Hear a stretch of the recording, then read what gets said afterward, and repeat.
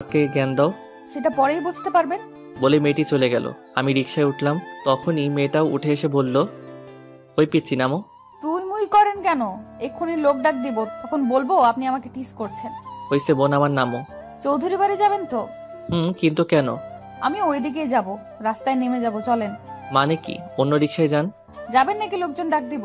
কি মেয়ের পাল্লায় পড়লাম রে বাবা। মামা চলেন। রিকশা চলতে শুরু করলো। আমি চুপ করে বসে আছি। 5 মিনিট পর রিকশা মামার বাসার সামনে এসে দাঁড়ালো। মেয়েটি নেমে গেল, ভাড়াটা দিয়ে বাসার ভিতরে চলে গেল। কি ব্যাপার, এই মেয়ে এই বাসায় গেল কেন? এই রে বিচার দিবে নাকি? আর যদি সিগারেট খাওয়ার ব্যাপারটা বলে দেয় তাহলে মামা আমার ছাল তুলে ডুগডুগি বাজাবে। আমি তাড়াতাড়ি ভাড়া মিটিয়ে ভিতরে গেলাম। গিয়ে ঠাডা পড়লো মাথায়। প্রথম দিন মামার বাসায় এসে মামার কাছে কালারিং হতে হবে মনে হয়। এখনো তো দিন বাকি আছে। ভিতরে গিয়ে দেখি মেয়েটা নেই। কোথায় গেল খুঁজতে লাগলাম। তখনই মামা আসলেন। কিরে, এতক্ষণ লাগে আসতে?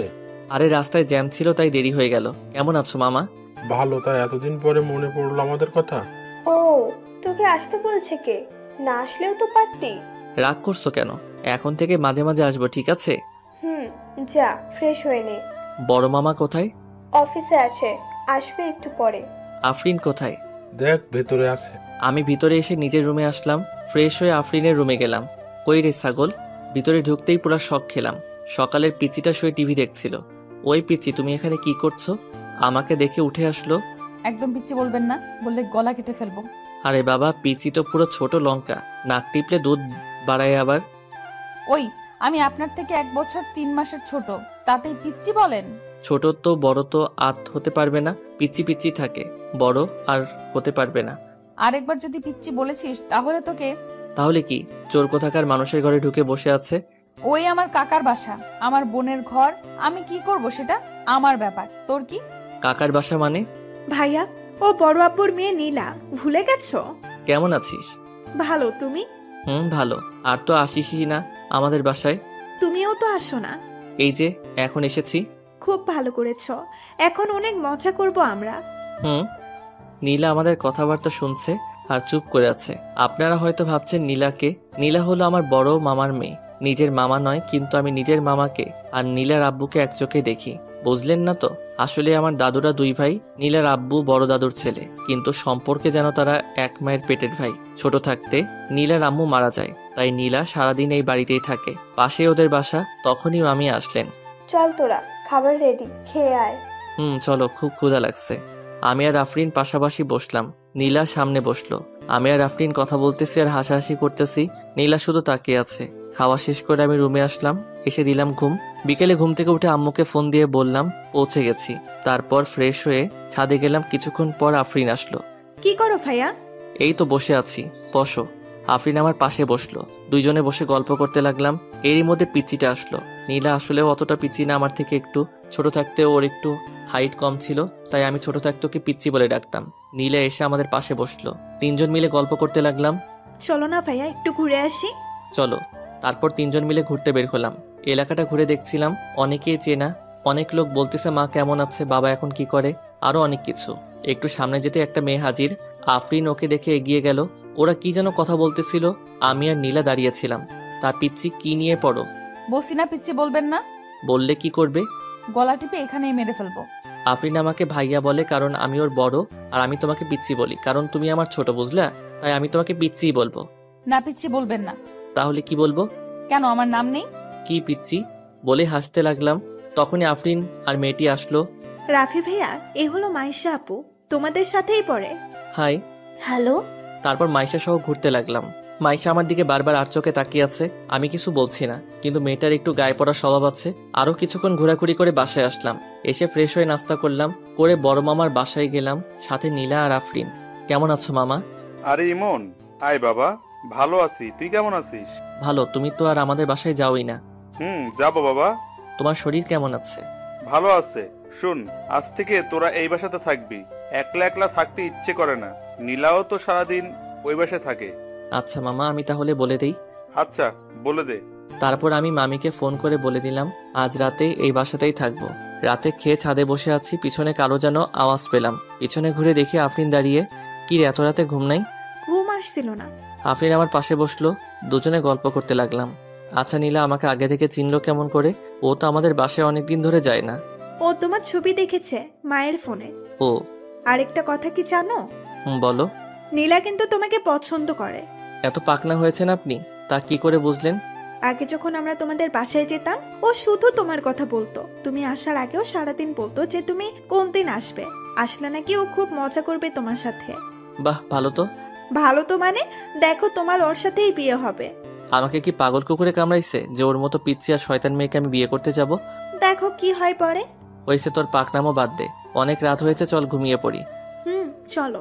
তারপর নিচে আসলাম, এসে রুমে গিয়ে ঘুমিয়ে পড়লাম। সকালে এসে নীলা ডাকছে, ওই পিচ্চি যা এখান থেকে। আগে ওঠো।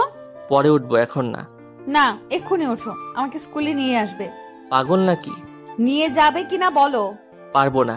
ঠিক আছে, তাহলে আমি বাবা কাকা কাকি সবাইকে বলে দিচ্ছি তুমি কি খাও।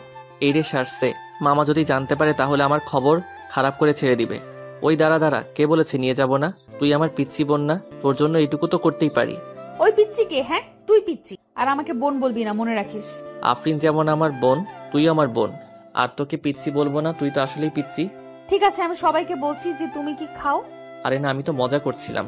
আর পিচ্চি বলবো না, তুই যা, রেডি হয়ে আয়। মনে থাকে যেন। নীলা চলে গেল। ধুরবাল, কি চিপাই যে পড়লাম। উঠে ফ্রেশ হয়ে রেডি হয়ে নিচে গেলাম। নিচে গিয়ে দেখি আফরিন আর নীলা রেডি। কিসে যাবি? বাইকে। আচ্ছা তোরা দাঁড়া, আমি নিয়ে আসছি। তারপর বড় মামার গ্যারেজ থেকে বাইকটা বের করলাম। বড় মামার বাইক খুব পছন্দ, তাই বাইকটা কিনেছিল, কিন্তু চালায় না। বাইকটা বের করে স্টার্ট দিলাম। অনেক দিন ধরে পড়ে থাকায় স্টার্ট দিতে একটু কষ্ট হলো। স্টার্ট দেওয়ার পর নীলা আর আফরিন উঠে বসলো। আমি বাইক চালাতে লাগলাম। নীলা একবারে জড়িয়ে ধরলো। ওই ছাগল, কি করছিস? ছাড়। ছেড়ে দিলে পড়ে যাবো তো। পড়বি না, ছাড়। পারবো না ছাড়তে। দূর, মর যা তুই, বলে বাইকের গিয়ার বাড়িয়ে দিলাম। 5 মিনিটে স্কুলের সামনে আফরিন আর নীলা নেমে গেল। বাই ভাইয়া। বাই। ওরা চলে যাওয়ার পর পাশের একটা দোকানে চা খেতে লাগলাম। একটু পর নীলা স্কুলের ভিতর থেকে বেরিয়ে আসলো। এখানে কি? চা খাচ্ছি। এখানে চা খেতে লাগবে না, বাসায় গিয়ে যত ইচ্ছে খাও। তখনই একটা মেয়ে আসলো। নীলা, কে হয় এটা? তোর ভাই? দেখতে কি কিউট। কিন্তু তোমাদের ভাই, দুলা ভাই মানে আমার বর। তোর বর মানে? তোর বিয়ে হলো কবে? কাল রাতে হয়েছে। আর কিছু? এখন যা, ওর দিকে তাকাবি না। মেয়েটি কিছুই বুঝতে না পেরে চলে গেল। ওই, তুই আমাকে নিজের বর বললি কেন? আমার যা ইচ্ছে হয়েছে বলেছি। যা ভাগ সামনে থেকে, যা, তোদের স্কুলের একটা মেয়েকে পটিয়ে নিব। কতদিনে আর সিঙ্গেল থাকি। কুত্তা, মেরে ফেলবো। ওই, ভুলে যাস না আমি তোর বড় হয়ে সম্মান দিয়ে চলবি, বেয়াদব মেয়ে। তোর সম্মানের গুষ্টি কিলাই। এক্ষুনি বাসায় যাবি, না হলে আমি কাকাকে এক্ষুনি গিয়ে বলে আসবো। আরে চেতিস কেন? দেখ, আমি যদি একটা গপ পাই তাহলে তোরাও একটা ভাবি পাবি। ভাব বিষয়টা একবার। কথাটা বলার পরপরই নীলা পিঠে মারতে লাগলো। কুত্তা লুচ্চা, যা এখান থেকে। না, যাব না। আজ আমি গপ পটিয়ে যাব। তখন ওই সাইডে রাখা একটা লাঠি তুলে নিল। ওটা দেখে গাড়ি স্টার্ট দিয়ে দিলাম। টান। উফ বাবা, পুরো বেঁচে গেছি। বাসায় এসে বাইকটা রেখে নাস্তা করলাম, করে ফোন টিপতে লাগলাম। তারপর বাইরে আসলাম। সাইডে দোকানে গিয়ে ক্যারাম বোর্ডে খেলতে খেলতে লাগলাম। সবাই প্রথমে মনে করেছিল আমি হয়তো লুল প্লেয়ার। পরে খেলা দেখে সবার মাথায় হাত। বাজিতে 2টা স্পিড জিতে নিলাম। তারপর বাসায় এসে গোসল করে দিলাম একটা ঘুম। কিছুক্ষণ পর কে যেন ডাকতে লাগলো। চোখ খুলে দেখি নীলা। কিরে পিচ্চি, ডাকছিস কেন? পিচ্চি কারে কও? বলছি না পিচ্চি কইবা না। দাঁড়াও, এক্ষুনি কাকাকে বলছি। তাড়াতাড়ি করে বিছানা থেকে উঠে ওর হাতটা ধরলাম। না না বোন, আমার বলিস না, যেটা চাইবি সেটাই দিব। আবার বোন? আজ আর থামবো না। বলে নীলাম আমাকে ডাকতে লাগলো। আমি গিয়ে ওর মুখটা চেপে ধরলাম। ওই, চিল্লাস কেন? আর পিচ্চি কইবা? না, যা, আর কইব না। খালি এটা দিয়ে হবে না, একটা কিস দাও, তাহলে আর বলবো না। কি? সর সামনে থেকে, দূর হ। সেই হুশ হুর। ঠিক আছে, দিতে হবে না। আমার পাওনা আমি নিজেই নিয়ে নিচ্ছি। কথাটা বলার পরে নীলা ওর ঠোঁট দুটো আমার ঠোঁটে লাগিয়ে দিল। আমি ধাক্কা দিয়ে ওকে আমার থেকে দূরে সরিয়ে দিলাম। কি করতেছিস সেগুলা? আমার বরকে আদর করতেছি। পাগলামো করিস না, যা এখান থেকে। আমি তোমাকে ভালোবাসি, আই লাভ ইউ। ফাইজলামির একটা মাত্রা থাকে বুঝলি। আমি কিছু করে বসি তার আগে চলে যায় এখান থেকে। ও গালে হাত দিয়ে ওখানে দাঁড়িয়ে রইল। দূর থাক তুই, বলে আমি রুম থেকে বের হয়ে আসলাম। সোজা ছোট মামাদের বাসায় চলে আসলাম। মামি, খেতে দাও। বস, দিচ্ছি। মামি খাবার দিতে দিতে বলল, নীলা কই? ওদের বাসাতেই আছে। তোকে ডেকে আনতে গিয়ে নিজেই আসলো না? কেন, ও খায়নি? না। আফরিন খেয়েছে। ও একটু আগে করলো। আচ্ছা তুমি দাঁড়াও, আমি নীলাকে ডেকে নিয়ে আসছি। খাবার রেখে বড় মামার বাসায় আসলাম। গিয়ে দেখি নীলা আমার রুমে বসে বসে কাঁদছে। ওই চল, মামি ডাকতেছে খাওয়ার জন্য। কি হলো, চল। যাব না আমি, কেউ নেই আমার, চলে যাও এখান থেকে। কেউ নেই মানে? আমরা নেই? না, আমি তো অনাথ, তাই তো মারলা। অনাথ বলেই তো সবাই করুণা করে। আমি অনাথ, তাই আমাকে ভালোবাসে না। যদি আমার মা থাক তাহলে তুমি ভালোবাসতে। এসব হলো তোমাদের ঢং। নিচে নিচে সবাই এক। যাও এখান থেকে। খুব লেগেছে তাই না? তুই বুঝিস না কেন? তোর সাথে আমার যায় না। আর ভালোবাসা এগুলো বোঝার জন্য তুই অনেক ছোট। এইসব সব মোহ একসময় কেটে যাবে। আমার কথা শুনে ওর কিছুই হলো না, আরো কান্নার গতি বাড়িয়ে দিল। আচ্ছা আমি সরি, এবার তো মাফ করে দে, আর কোনোদিনও মারবো না, যা। না, শুধু সরি বললে হবে না। তাহলে? তখন ও আমাকে ওর কাছে টান দিয়ে দুই ঠোঁট এক করে দিল। আমি ওকে সরাতে চাইলেও আমার দিকে আরো হেলে আসছিল। কিছুক্ষণ পর ছেড়ে দিয়ে দৌড় দিল। আমি এখনো আতঙ্কে আছি। একটু পর উঠে মামার আফরিনদের বাসায় আসলাম। এসে দেখি নীলা টেবিলে বসে খাওয়া দাওয়া করছে। আমাকে দেখে মুচকি একটা হাসি দিল। কি নাটকটাই না করলো এই মেয়ে, যে কেউ ফ্ল্যাট হয়ে যাবে। আমি চুপ করে টেবিলে রাখা খাবারটা খেতে লাগলাম, কিন্তু শয়তানিটা নিচ দিয়ে পায়ে গুঁতা দিতে লাগলো। আমি কিসে কম? পরের বার গুঁতা দেওয়ার সাথেই ওর পায়ে দিলাম চাপা। ও জোরে চিল্লানি দিয়ে উঠল। কি রে, কি হলো? কিছু না মামি। তারপর আমি খেয়ে বাইরে আসলাম। বাইরে বসে আছি। একটু পর আফরিন আর নীলা আসলো। নীলা আমার সাথে ঘেঁষে বসলো। আফরিন সেটা দেখে হাসতে লাগলো। এত বড় জায়গা থাকতে ঘেঁষে বসলি কেন? ভালোভাবে বসে থাকলে থাক, না হলে আপনি আসতে পারেন। বেশি কথা বললে কোলে উঠে বসবো। এই মেয়ের কথা বলা যায় না, সত্যি কোলে উঠে বসবে। থাক, এরকমই থাক। আফরিন আর নীলা গল্প করতে লাগলো। আমি ফোন টিপতে লাগলাম। কেমন আছো রাফি? মাথা তুলে তাকাতেই দেখি মাইশা। ভালো, তুমি? ভালো। এখানে বসে কি করছো? এই যে ছোট বোনদের সাথে একটু গল্প করছি। কথাটা নীলাকে রাগানোর জন্য বললাম। ওর দিকে তাকিয়ে দেখি রাগে পুরো লাল হয়ে গেছে। চলো সামনে থেকে ঘুরে আসি। চলো আফরিন, তোরা ভাই। সবাই মিলে হাঁটতে লাগলাম। রাফি, তোমার জিএফ নেই? না, সেই কপাল হয়নি। তোমার মতো ছেলের জিএফ নেই? বিশ্বাসই হয় না। সবই কপাল। তোমার বফের কি খবর? আমার কোনো বিএফ নেই। ও আসলে একটা কথা কি জানো? কি? যদি থাকে নসিবে আপনা আপনি আসবে। আশা করি নসিব যেন তাড়াতাড়ি আসে। আমাদের কথা শুনে নীলা শুধু রাগে ফুঁসছে। মনে হয় মাইশাকে মেরে দিবে। আফরিন ওকে কোনোভাবে শান্ত করে রাখতেছে। তারপর মাইশা যেটা বলল শুনে চোখ চরক গাছ হয়ে গেল। তুমি যদি চাও নসিব খুব তাড়াতাড়ি আসবে। মানে? মানেটা তুমিও জানো।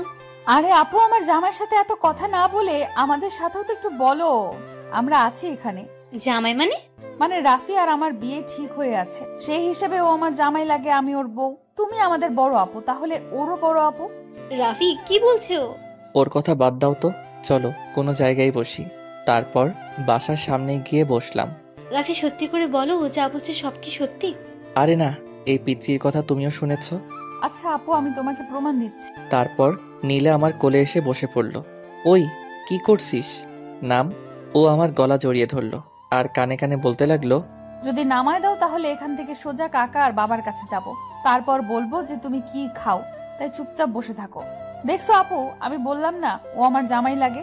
ওকে বলো তো আমাকে নামায় দিতে। রাফি ওকে নেমে যেতে বলো। আরে আপু, ও আমাকে এত ভালোবাসে যে কোল থেকে নামাবেই না। আর একটা কথা বলে রাখি, আর কোনোদিন যদি ওর সাথে পটর পটর করতে দেখেছি তাহলে ভুলে যাব তুমি আমার আপু, কথাটা যেন মনে থাকে। মাইশা মন খারাপ করে চলে গেল। আর একটুর জন্য আমার রিলেশনটা হলো না। কাজটা ভালো করলি না। আমার যা ইচ্ছে করব। এখন তো নেমে যা, লোকে দেখছে। দেখুক আমি আমার জামাইয়ের কোলে বসে আছি, কার কি। এই জামাই জামাই করিস কেন তো? আমি কোন দিন তোর জামাই হলাম? হওনি, হইতে কতদিন। তোর জামাই হওয়ার থেকে বিষ খাবো। এখন ওঠ, ভারী লাগতেছে। পা ব্যথা লেগে গেল তোর ওজনের জন্য। সেটা দেখাই যাবে। আর আমি মোটা হইলে মাইসে আটার বস্তা। আমার মতো কয়টা মেয়ে আছে এই এলাকায়, দেখাতে পারলে ছেড়ে দিব, যাও। আরে বাপ ভেবে মাটিতে পা পড়ে না। আসলে তোর মতো নুল্লু, ঝগড়াটে, শয়তানি, চিপকু, আটার বস্তা টাইপের মেয়ে একটাও নাই এই এলাকায়। ও তাই? আমি চিপকো? দেখি এবার কে নামায় আমাকে এখান থেকে। এরকম করিস না, আমার পা খুব ব্যথা করছে। ও কি যেন ভাবলো। তারপর লাগে একটা পাপ্পি দিয়ে আফরিনকে নিয়ে ভিতরে চলে গেল। আমি বাসায় ঢুকতেই মামি ডাকলো। মামি বলো। কালকে আমার ভাইয়ের মেয়ের বিয়ে, আমি তো যেতে পারবো না। তুই, আফরিন আর নীলা যাবি। না মামি, ওরা যাক, আমি যাব না। ওদের পাঠিয়ে দাও। আমি ওদের একা ছাড়তে পারবো না, তুইও সাথে যা। কি আর করার, রাতে খেয়ে ঘুমিয়ে পড়লাম। সকালে ঘুম থেকে উঠে ফ্রেশ হয়ে নাস্তা করে বাইরে গেলাম।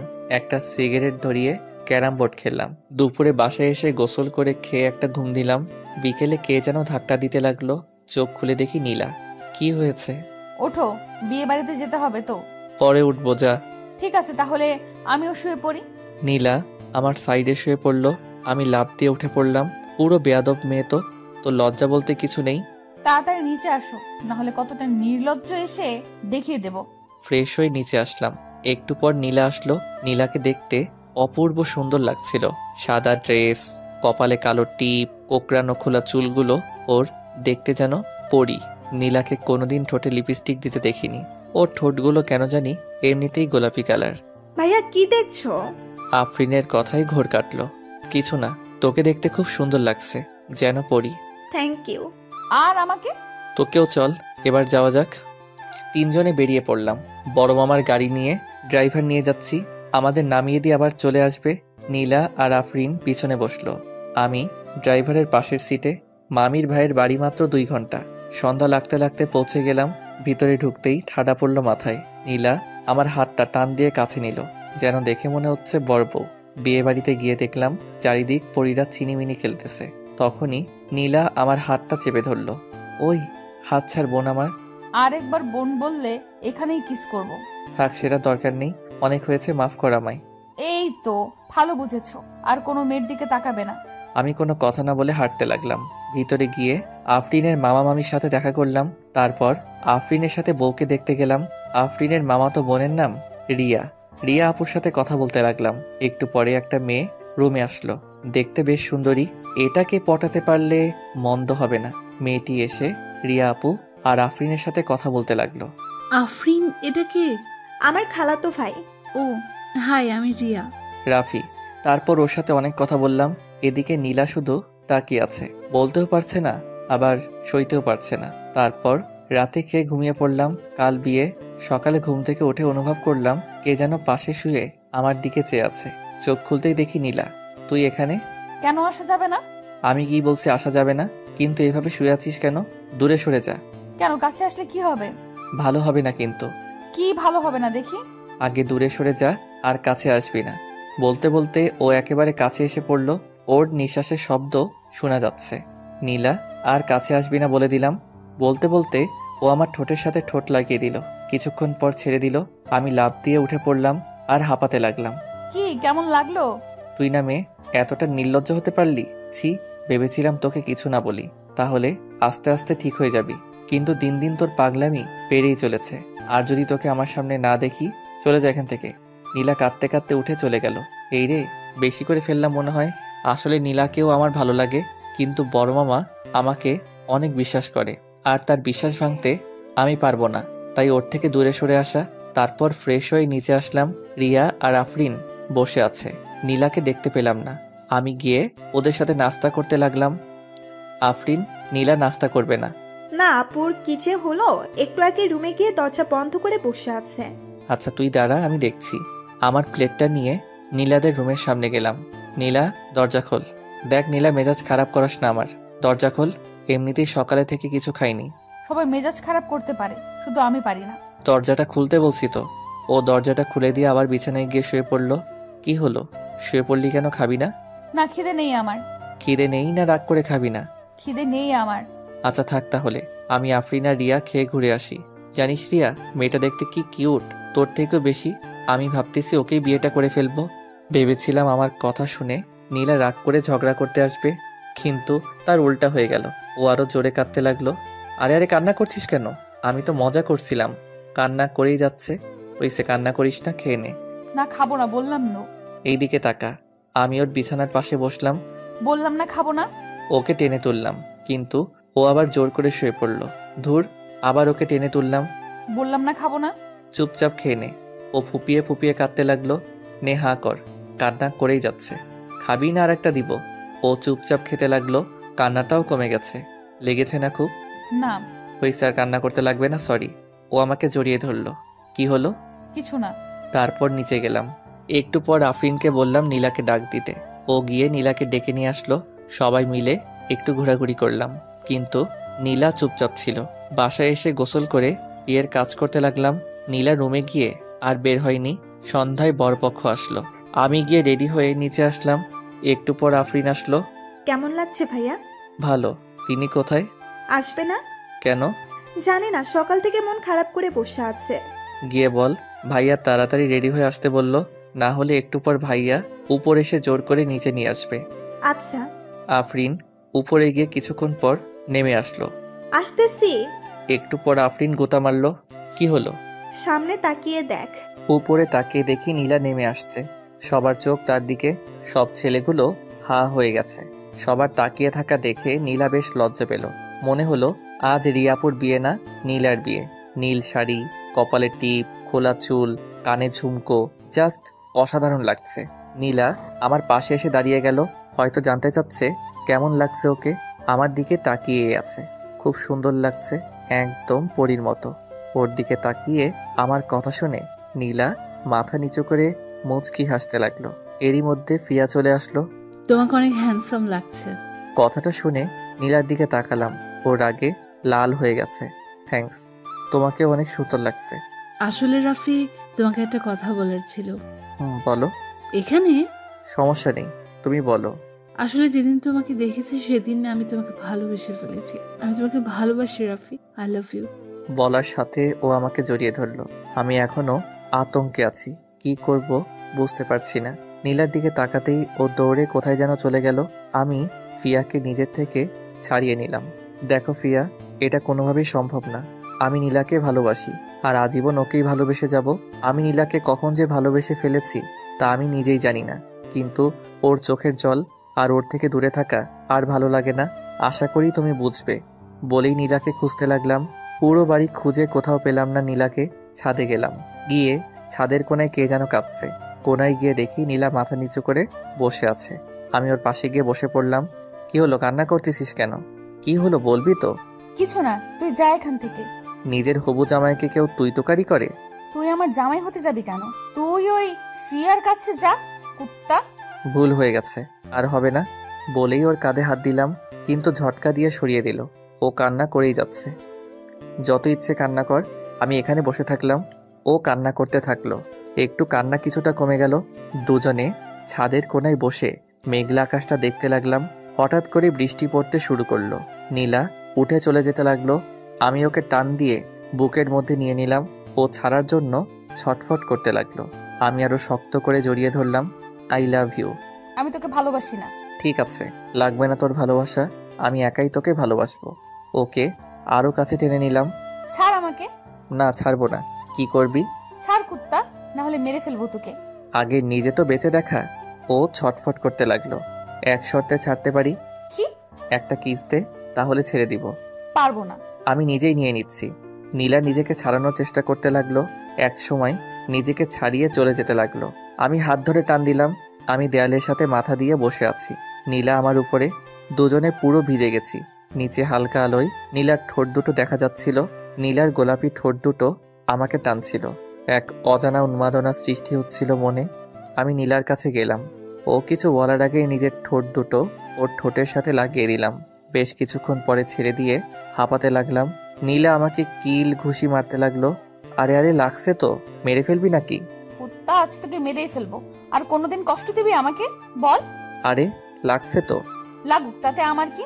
আমি নীলাকে জড়িয়ে ধরলাম। ও আমাকে জড়িয়ে ধরলো। একটু পর বৃষ্টি শেষ হলো। চলো ভিতরে যাই, ঠান্ডা লেগে যাবে আর বসে থাকলে। আর একটু থাকি না। না, চলো। নীলা আর আমি নিচে নেমে আসলাম। ফ্রেশ হয়ে নিচে গেলাম। একটু পর বউ চলে গেল। সবাই কান্নাকাটি করতে লাগলো। পরের দিন সবাই বরের বাসায় গেলাম, কিন্তু সেখানে গিয়ে ফিয়া আমার পিছন ছাড়তেছে না। মেয়েটার খুব গায়ে পড়া স্বভাব। নীলার চোখ এড়ায়নি। ব্যাপারটা খুব রেগে আছে। সন্ধ্যায় আমরা আফরিনের মামার বাসায় আসলাম। রাতে নীলা কথা বলেনি। সকালে ঘুম থেকে উঠে ফ্রেশ হয়ে সবকিছু গুছিয়ে নিলাম, কারণ আজ আমার বাসায় যাব। একটু পর ফিয়া আসলো রুমে। এসে আমাকে জড়িয়ে ধরলো। কি করছো? ওকে ছাড়িয়ে নিয়ে, আমি তোমাকে ভালোবাসি রাফি, তুমি কেন বুঝছো না? I love. আমি মারিনি, নীলা মেরেছে। বেয়াদব মেয়ে, লজ্জা করে না তোর? এতদিন তোদের বাসায় ছিলাম দেখে কিছু বলিনি। এত গায়ে পড়া স্বভাব কেন তোর? আর তুই, তোকে আমি বাসায় গিয়ে দেখে নিব। বলেই নীলা চলে গেল। ফিয়াও গালে হাত দিয়ে চলে গেল। আমি রেডি হয়ে নিচে আসলাম। আফরিন আর নীলাও নিচে দাঁড়িয়ে আছে। সবার কাছ থেকে বিদায় নিয়ে আসলাম। বাসে উঠলাম। আমি একটা সিটে, আর নীলা আর আফরিন আরেকটায়। সারা রাস্তা নীলা কিছু বলেনি, শুধু রাগী লোকে তাকিয়েছিল।